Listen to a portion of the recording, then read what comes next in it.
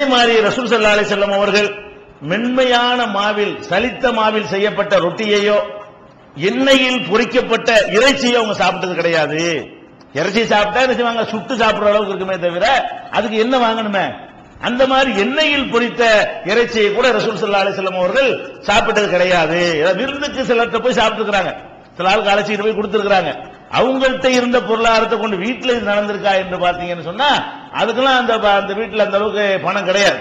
அந்த அளவுக்கு ரசூல் ஸல்லல்லாஹு அலைஹி வஸல்லம் அவர்களுடைய வருமானம் ரொம்ப ரொம்ப கம்மியாக இருந்தது. பைத்துல் மாலை தொட மாட்டாங்க. இது புகாரியில 5421 6457வது ஹதீஸ்ல பார்க்கிறோம். நபிகள் நாயகம் ஸல்லல்லாஹு அலைஹி வஸல்லத்திட்ட அனஸ் ரலியல்லாஹு அன்ஹு அவர்கள் ஊழியரா இருந்தார்னு உங்களுக்கு சொல்லியிருக்கிறோம்.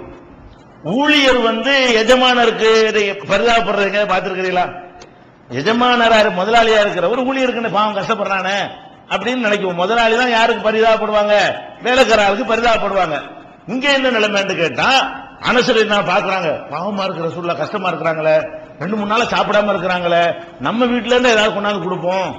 இவர் ஊழியம் அனசு அவங்க வீட்டுல ஊழியம் பாக்குறாரு, ஊழியம் பாக்குறவர் கணக்கு பண்றாரு, நபிகள் நாயகத்தை பாக்குறாரு. அவங்க சாப்பிடுறதுக்கு ஒழுங்கா 2-3 நாள் ஒண்ணு சாப்பிடாம இருக்கிறாங்களே, ஒண்ணுமே கிடைக்காம இருக்குது, நம்ம ஏதாவது கொண்டு வருவோமே அப்படின்னு வீட்டுக்கு போறாரு.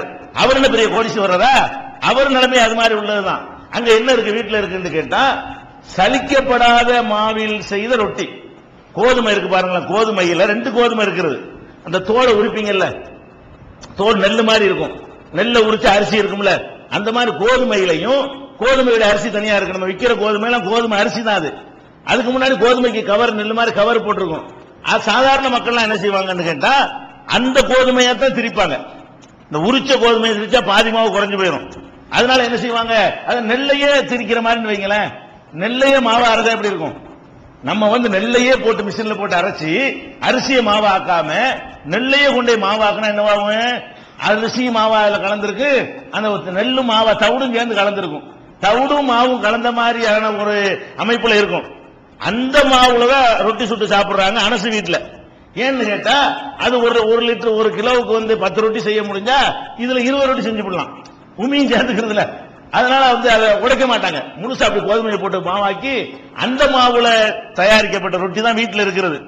அதையும் கொழுப்பு இருக்குல்ல, அந்த கறியெல்லாம் வரும் இல்லையா, அதுல இருந்து எடுக்கிற கொழுப்பு என்ன செய்வாங்கன்னு கேட்டா உருக்கி உருக்கி எடுத்து வச்சிருப்பாங்க. அந்த காலத்து கிராமங்கள்ல நீங்க பழைய ஒரு 10-20 வருஷத்துக்கு முந்தைய கூட இந்த மாதிரி எண்ணெய்கள் நெய்கள்லாம் அதிக புழக்கம் இல்லாத காலங்கள்ல வீடுகள் என்ன செய்வாங்க, இந்த கறிகள்லாம் இருக்கு பாருங்களா, அதை அப்படி உருக்கி கறி குழம்புல வரக்கூடிய எண்ணெயெல்லாம் அப்படி எடுத்து வச்சு அது அப்படி கொழுப்பா சேர்ந்து போய் அதை எதுக்காவது யூஸ் பண்ணாங்க தாளிக்கிறதுக்கு. அந்த கிராமங்கள்ல இன்னைக்கு அந்த கிராமங்கள்ல அந்த பழக்கங்கள்லாம் இருக்கிறது. அந்த மாதிரி வீட்டுல கொழுப்புகளை கொஞ்சம் எடுத்து வச்சிருப்பாங்க. அந்த கொழுப்புல எல்லா வாசனையெல்லாம் கெட்டு போய் நாட்பட்ட வீட்டுக்கு போனா நாட்பட்ட கொழுப்பும் இந்த தீட்டப்படாத கோதுமை இருக்குல்ல, அந்த கோதுமையில தயாரிச்ச ரொட்டியும் தான் இருக்கிறது. அதை கொண்டு ரசூலுல்லாஹ்க்கு நான் கொடுத்தேன், அதை வாங்கி சாப்பிட்டாங்க. ரசூலுல்லாஹ் பசியா இருக்கிறாங்களேன்னு சொல்லி வேலைக்காரராக நான் எங்க வீட்டுக்கு போய் எங்க வீட்டுல இந்த மாதிரியான தீட்டப்படாத கோதுமையில தயாரிக்கப்பட்ட ரொட்டியையும் நீண்ட நாள் ஆகிவிட்டு கெட்டு போன வாசனை கெட்டு போய் விட்ட கொழுப்பு இருக்குத கொழுப்புல தொடுத்து சாப்பிடுறதுக்கான உள்ள இறங்கணும்ல, அதுக்கான இந்த கொழுப்பையும் கொண்டு வந்தேன். அந்த ரொட்டியை கொழுப்புல தடவை என்ன செய்வாங்க, கொழுப்புல நெய் மாதிரி அதை தடவை என்ன செய்வாங்க சாப்பிட்டு கொண்டார்கள் அப்படிங்கறது. இது ரசூலுல்லாஹ் நினைச்சிருக்காங்க. இதை ஒரு உணவுன்னு இவர் எடுத்துட்டு வர்றாருன்னா அங்க நிலைமை எப்படி இருந்திருக்கும்? நம்ம இந்த மாதிரி ஒன்றை கொண்டு ஒரு ஆள் கொடுத்தா வாங்குவாரா? இது ஏன்டா இங்க கொண்டு நாய்க்கு போடுறான், நம்மளே வேணாது கொண்டு வந்தான்னு சொன்னா இது ஏன்டா இங்க கொண்டு வர்ற? அப்ப நம்ம எதை நாய்க்கு போடுன்னு சொல்லுவோமோ நாய்க்கு அப்படி போடவே இல்லை. இப்ப நாய்க்கெல்லாம் அப்படி சூப்பர் பிஸ்கெட் எல்லாம் போடுறாங்க. மனுஷனுக்கு வாங்குற பிஸ்கெட்டை விட நாய் பிஸ்கெட் விலை கூடவா இருக்குது. அப்ப நாயவே அந்த மாதிரி நம்ம கவனிக்கக்கூடிய காலத்துல மனிதனுக்கு எப்படி இருக்கு? அப்ப ரசூல் ஸல்லல்லாஹு அலைஹி வஸல்லம் அவங்க இது எந்த வறுமைன்னு யோசிச்சு பாருங்க. இது எந்த மாதிரி ஒரு வறுமையில இருந்தா இதை மெனக்கட்டவர் எடுத்துட்டு இதை கொடுக்க இதை ரசூல் ஸல்லல்லாஹு அலைஹி வஸல்லம் வாங்கி சாப்பிடன்னு இருந்தால் அந்த வறுமையா நீங்க வறுமையில இருக்கிறீங்க. யாருக்காவது அல்லாஹ் பொருள் வசதி இல்லாமல் ஆக்கினால் இதை நினைச்சு பாருங்க. நம்ம பெரிய பணக்காரங்க எல்லாருமே, இந்த சமூகத்தில் உள்ள அம்புட்டு பேருமே ரசூல் ஸல்லல்லாஹு அலைஹி வஸல்லம் அவர்களை விட பணக்காரா இருக்கலாம். நம்ம எல்லாருமே பணக்காரங்கிறது கம்பேர் பண்றதானங்க. பணக்காரன் தனி ஜாதியா?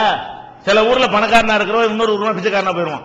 இந்த ஊர்ல பணக்காரனா இருக்கிறவன் கூத்தாண்டூருக்கு போனா காயல்படுத்து போனா பிச்சைக்காரனா ஆயிடுவான். ஏன்? அங்க எல்லாம் பணக்காரனா இருப்பான். இல்லாத பணக்காரங்கிறது நம்ம துபாய்க்கு போனா இந்த ஊர்ல பணக்காரனா இருக்க அங்க போய் கார் ஓட்டுறான். கார் ஓட்டி நீங்க நம்ம ஊர்ல பணக்காரனா இருக்கான். அவன் துபாயில யாரு அந்த பணக்காரன் ஒப்பிட்டு பார்த்தா ஒரு வேலை லேபர். அப்ப இந்த பணக்காரங்கிறதெல்லாம் ஒரு கம்பேர் பண்ணி சொல்றதுதான். அந்த ஊர்ல இருக்கிறத பார்த்துட்டு என்ன செய்வாங்க, எல்லாம் 1000 ரூபாய் வருமானம் உள்ளவனா இருந்தா 2000 ரூபாய் வருமானம் உள்ளவன் பணக்காரன். இதான் பணக்காரனுக்கு அளவுகள். எல்லாரும் 50000 ரூபாய் வருமானம் வரவனா இருந்தா 60000 வர்றவன் அங்க பணக்காரன் ஆக முடியும். இந்த 50000 வருமானம் வரக்கூடியவன் பிச்சைக்காரன் இருப்பான்லங்க, அவன் வந்து 20000 வருமானம் வர்ற ஊருக்கு போனான், அவன் பணக்காரன். அப்ப இந்த பணக்காரன் ஒரு கம்பேர் பண்ணி சொல்றதானே. அந்த மாதிரி இப்ப கம்பேர் பண்ணனா நம்ம பணக்காரங்களா இல்லையா? நபிகள் நாயகம் ஸல்லல்லாஹு அலைஹி வஸல்லத்தை ஒரு பக்கம் வச்சுக்கிட்டு நம்மள யார வேண்டாம் ஒரு பக்கத்தை வச்சுட்டு கம்பேர் பண்ணி பார்த்தா நம்ம பெரிய பணக்காரன். ரசூல் ஸல்லல்லாஹு அலைஹி வஸல்லம் ரொம்ப ரொம்ப ரொம்ப பயங்கரமான ஏழையாகவும் நாம ஒரு பெரிய பணக்காரரா இருக்கிறோமே. அப்ப என்ன ஏழ்மையில ஒண்ணு எல்லாம் வச்சுட்டான்னு நினைக்கிற? எவ்வளவு கோடி தந்தாலும் அந்த அரைக்கா அப்படி அசைன முடியும் சாப்பிட முடியும். நீ என்ன கோடி கோடி அல்ல காசை தந்தா 200 கிராமுக்கு உனக்கு சோத்த சாப்பிட முடியுமா? என்னத்துக்கு போட்டு ரொம்ப ஒரேடியா பேராசை பிடிச்சு அலைகிற? இப்படி நினைத்து பார்ப்பதற்கு தான் இதை சொல்றோம். பொருளாதார விஷயத்துல வந்து இந்த பார்வை உங்களுக்கு வரணும். என்ன கஷ்டம் வந்தாலும் சரி, அது வந்து அல்லாஹ் அது தந்தாலும் தேடுவதற்கு முயற்சி பண்ணணும், தனி விஷயம். அது எப்படி எடுத்துக்கொள்ளணும்? அப்படி வச்சா இப்ப ஒண்ணுமில்ல அப்படி போச்சு, நான் செத்து போக போறேன், என்ன வாழ்க்கை ஒரு வாழ்க்கையா, நிம்மதியே இல்ல, தூக்கமே வர. ஏன் தூக்கம் வர மாட்டேங்குது? இதை நினைச்சுக்கிட்டே படுத்த தன்னால தூக்கம் வரும். ரசூல் ஸல்லல்லாஹு அலைஹி வஸல்லம் இந்த வாழ்க்கையை நினைச்சுக்கிட்டே படுத்தா தன்னால தூக்கம் வருமா வராதா? இதை மனசுல ஆழமா பதிய வச்சுக்க. நாம நல்லா தான் இருக்கிறோம். சைக்காலஜிக்கலா இது எங்கேயும் நம்மளை கொண்டு போய் விட்டுரும். இது ஒரு விஷயம். இது புகாரியில வந்து 2069 2508 ஹதீஸ்லயும் நீங்க பார்க்கிறோம். அதுக்கப்புறம் ஆயிஷா நாய் சொல்றாங்க, ரசூல் ஸல்லல்லாஹு அலைஹி வஸல்லம் அவர்களுக்கு இந்த குர்பானி கொடுப்பாங்க இல்லையா, ஹஜ் பெருநாள், அந்த நேரத்துல கொஞ்சம் கொஞ்சம் செழிப்பா இருக்கும் எல்லாத்தையுமே. எல்லாம் அங்கங்க வீடு குர்பானி கொடுப்பாங்க, அது மாதிரி வசதிகளா இருக்குமா. அப்ப அந்த குர்பானில வரக்கூடிய ஆட்டுல கால்லாம் இருக்குல்ல, அந்த காலை வந்து குழம்பு மாதிரி வச்சிருப்பாங்க. நீங்க ஒரு இறைச்சான வச்சீங்கன்னா ஒரு நாளைக்கு அந்த குழம்பு வச்சிருப்பீங்க, இறைச்சி குழம்பு. கொஞ்சம் கொஞ்சம் நடுத்தரமான அடுத்த நாளைக்கு கொஞ்சம் சூடு காட்டி என்ன செய்வாங்க, ஒரு 2வது நாளைக்கு வச்சிருப்பீங்க. 10 நாளைக்கு யாராவது வச்சிருப்பீங்களா? 10 நாளைக்கு முந்தி வச்ச அந்த குழம்ப டெய்லி சூடு காட்டி தண்ணி ஊத்தி அதையே திருப்பி யாராவது சாப்பிடுவீங்களா? அதை யாராவது யூஸ் பண்ணுவோமா? யூஸ் பண்ணவே மாட்டோம். ஆயிஷா நாயகி சொல்றாங்க, அந்த ஆட்டுக்கால் இருக்குல்ல, அந்த ஆட்டுக்காலை வச்சு நாங்க ஒரு குழம்பு வைப்போம். அந்த எப்ப ஹஜ் பெருநாள் நேரத்துல ஆட்டுக்காலை போட்டு குழம்பு வைப்போம், சால்னா வைக்குவோம். அந்த சால்னாவை 15 நாளைக்கு பிறகு அதை யூஸ் பண்ணுவோம். அந்த கால் அதிலே கிடக்கும், தண்ணியை ஊத்தி சூடாக்குறது, கால் அதிலே கிடக்கும். அந்த தண்ணியை ஊத்தி சூடாக்கி என்ன செய்வாங்கன்னு கேட்டா அதையும் எடுத்து வைப்பாங்க. அன்னைக்கு ரசூலுல்லாஹ் சாப்பிடுவாங்க. 2வது நாளைக்கு அதுதான், அதையே சாப்பிட்டு தொட்டுக்கிறது தானே. அது பாட்டு கால் பாட்டுக்கு அதுல கிடக்கும். இந்த ரொட்டியை அப்படி முக்கிறதுக்கு வேற ஒண்ணும் இல்ல. இந்த ரொட்டியை முக்கும் போது என்ன செய்ய கொஞ்சம் மென்மையாக்கிறோம். அது பெருநா நேரத்தில் பெருநா உணவு அவ்வளவுதான். அப்ப 15 நாள் வரைக்கும் வச்சிருந்து நாங்க எடுத்து வைப்போமே அப்படின்னு சொல்றாங்க. அப்ப கேட்கறேன், இது எப்படிங்க எங்களுக்கெல்லாம் முடியல, உங்களுக்கு எப்படி இது முடிஞ்சு? அவர் கேட்கிறார் ஆயிஷா நாயகிட்ட, அந்த காலத்து வறுமையை பத்தி உனக்கு என்னப்பா தெரியும்? அந்த நாங்க பட்ட வறுமையை பத்தி இப்ப நல்லா இருக்கிறீங்க உங்களுக்கு தெரியாது, அது எங்களுக்கு தான் தெரியும் அப்படின்னு ஆயிஷா நாயகி என்ன செய்யறாங்க, ஒயின் குன்னா நர்ஃபவுல் குரா, அந்த காலை இருக்கிற அந்த கால் ஆட்டுக்கால செஞ்ச குழம்பை நாங்கள் எடுத்து வைப்போம். அதை நாங்கள் சாப்பிடுவோம். 15 நாளைக்கு பிறகு சாப்பிடுவோம். 15 நாளைக்கு அதை வச்சு சாப்பிடுற பழைய ஆணத்தை வச்சு மிச்சினா கூட நம்ம செய்வோமா? ஒரு 10 பேருக்கு நம்ம சால்னா வச்சு போடுறோம். வச்சா 7 பேர் வெளியூர் போயிட்டாங்க, 3 பேர் தான் போய் இருக்கிறோம். மிஞ்சி போனா என்ன செய்வோம்? அதிகபட்சம் அடுத்த நாள் வச்சிருப்போம், இல்லை தூக்கி யாருக்காக கொடுத்துருவோம், தெருவுல குப்பையில கொட்டிடுவோம். அதான் நம்ம 15 நாளைக்கு எல்லாம் யாரும் வச்சிருக்க மாட்டோம். ஃப்ரிட்ஜ் இருந்தா கூட வைக்க மாட்டாங்க. ஃப்ரிட்ஜ் இருந்தா கூட 15 நாளைக்கு வச்சு யூஸ் பண்ணுவோம், யூஸ் பண்ண மாட்டோம். ஆனா இந்த அளவுக்கு இருந்திருக்கிறாங்கன்னா நம்ம நினைச்சு பார்க்கணும், என்னடா எப்படி இந்த மனிதரால் இப்படி வாழ முடிஞ்சு? அவங்களுக்கு வாழ முடிஞ்சா நமக்கே அந்த வறுமை பெரிய கஷ்டமா தெரியுது.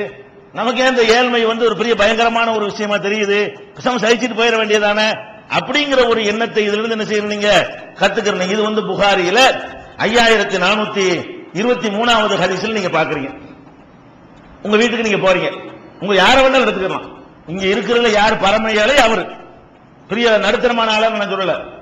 இந்த இருக்கிற சபையில, இந்த சென்னையில, இந்த தமிழ்நாட்டில், இந்த இந்தியாவுல, இந்த உலகத்துல ஒரு ஏழை எடுத்துக்கிறங்க. அவன் வீட்டுல போய் வீட்டுல என்னமாவது இருக்குதான்னு கேட்டு ஒண்ணுமே இல்லைன்னு சொல்ற ஒரு வீடு இருக்குதா? என்னமாவது உங்க வீட்டுல போனீங்கன்னா